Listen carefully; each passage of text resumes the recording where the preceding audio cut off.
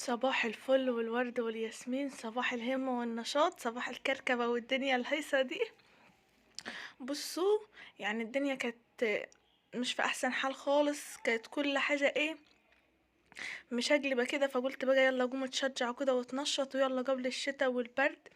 كنت لازم اصلا اعمل التنظيفة العميقة دي للأوضة. هي كان ما شاء الله يعني يوسف ابني السبب ان انا اشقلب الأوضة وان انا انضفها يعني. شايفين ان الشلتة بتاعت الكنبة الكبيرة دي انا حيشاها، كان كابب عليها عسل. فقلت لا بالمرة بقى كده ان انا احوش يعني الدنيا وانضفها تنظيفة عميقة. اول حاجة حشت الحافظة اللي كانت في الارض، وقلت اشغل عليها الغسالة علشان كانت وسخة خالص. وانتوا زي ما انتوا شايفين كانت كل حاجة كده في الارض متبهدلة، حتى سلة الشباشب بتاعته كان جايبها وكاببها. بص كل حاجة كانت مش في مكانها خالص. ف الأطفال والله العظيم يا جماعة هي رزق. كل حاجة في حياتنا الحمد لله نقول عليها الحمد لله، يعني ان ربنا عطاها. ده كل حاجة في حياتنا رزق. الكركبة دي رزق. كل حاجة بصوا الحمد لله، اللهم لك الحمد والشكر. نحمد ربنا على كل حال، على كل حاجة عطاها لنا نحمد ربنا عليها. فقلت بقى اقوم اتنشط كده واتشجع في عز التعب اللي انا كنت فيه والله. بس لما شفت المنظر بعد ما خلصت حشت بقى الشلت، صراحة كانت برضو عايزة تتغسل. انا كده كده كنت عايزة اصلا يعني اعمل تنظيف عميقة كده قبل ما البرد يدخل عليا وقبل ما يجي ميعاد الولادة بتاعتي. فكنت عايزة اعمل تنظيف عميقة للأوضة. فشفت كيس الدواء ده بتاع يوسف، ربنا يشفي كل الاطفال اللهم امين. اكيد في كل بيت في صيدلية دواء، يعني كان الكيس ده عندي تاني جوه. كل ما بيتعب نجيب دواء مش عارفه ايه. يا رب يشفي كل الاطفال اللهم امين، ويرزق كل مشتاق بالذريه الصالحه اللهم امين. وبصوا، قلت بقى اغسلهم وانضف الاوضه بما ان انا خلاص داخله عليا الشتاء، واخلي الدنيا يعني خلاص هي فاضل ايام او شهور يعني على الولاده بتاعت شهر او شهر ونص مثلا. فقلت لا عادي يعني هتفضل الدنيا نظيفة، احنا مش هنكركبها يعني ونلوثها كلها. فقلت بقى اتشجع. وبما ان انا البرد هيدخل عليا مش هقدر اعمل حاجات كتيرة في المية، هعمل الحاجات الضرورية بس. وهبقى واضعة وجسمي يعني مفتح وكده، مش هينفع يعني اعمل مية زي ما انا دلوقتي. هو بيبقى تعب عليا شوية وبعمل الحاجة على فترات وكده. بس قلت لا برضو اقوم كده، عشان صراحة كان منظر الأوضة زي ما انت شفت في اول الفيديو ما كانش يسر عدو ولا حبيب، ما كانش حلو خالص. يلا قوموا كده تشجعوا علشان خلاص احنا دخلنا في البرد اصلا. الايام دي تحسوا شوية برد، بالليل برد، بالنهار حر، بالنهار هوا. يعني بصوا الجو كده تحسوه مشقلب. احنا خلاص يعني احنا دخلنا عموما في الشتاء والهوا. خلعت بقى كل الشلت.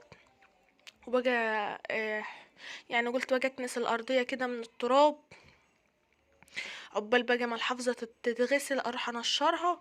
وبعد كده املى الغسالة اللي هي العادية. ان صراحة الغسالة العادية بتمرش كده الغسيل غير الاوتوماتيك خالص. فقلت العادية هتنضفهم لي. فغسلتهم. قلت يعني اشغلهم اغسلهم وتاني يوم ان شاء الله يكونوا نشفوا افرشهم معاكم ونلمع بقى الحاجات التانية اللي كانت عايزة تتلمع. بصوا الأوضة كان. وبرضو قلت الحتت اللي هي في الانتريه، بصوا قلت انفضه برضو في الاول من التراب قبل ما اغسل البقع اللي فيه. برضو كان فيه بقع برضو عسل، يعني الكنبة الكبيرة دي كانت مليانة بقع عسل.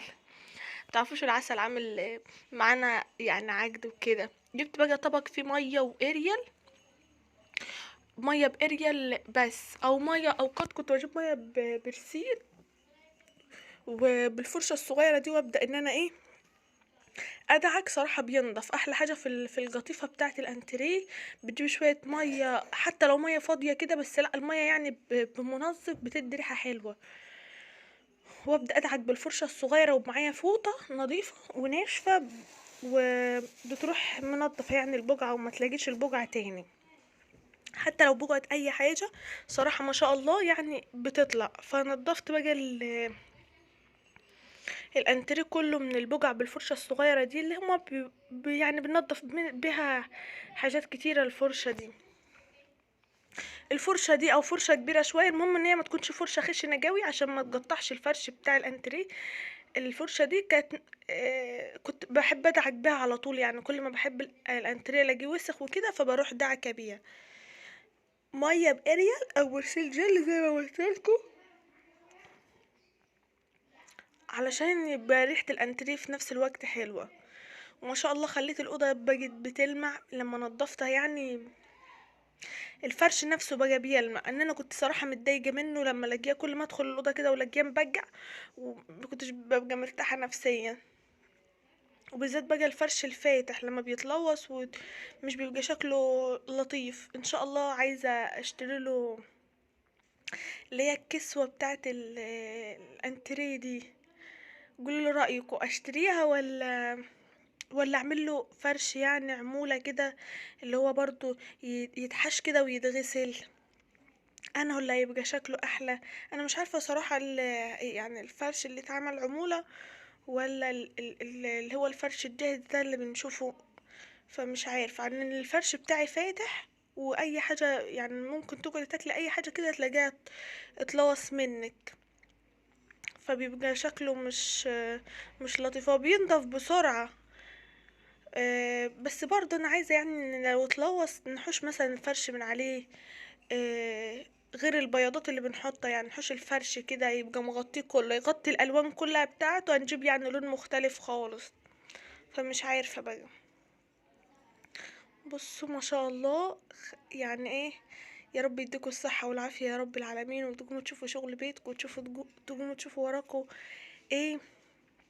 بصوا دعكته كله، ما خليتش اي جزء فيه غير لما دعكته. يمكن يعني ما طولتش عليه كنت في الفيديو، بس انا يعني قعدت شويه كده من غير الكاميرا ادعك فيه. بصوا يوسف كان كل ما بيجي يجرب اصوت اقول له لما انا لسه منضفاه ومبلول ميه وانت بتطلع عليه.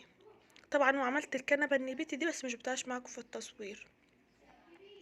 رصيت بقى كل جبته من الناحية دي علشان الكرسي التاني برضو كان فيه كام بقعة كده، قلت برضو انضفه معايا بالمرة. بما ان انا نضفت الأوضة كلها فالكنب كله لازم يتنضف.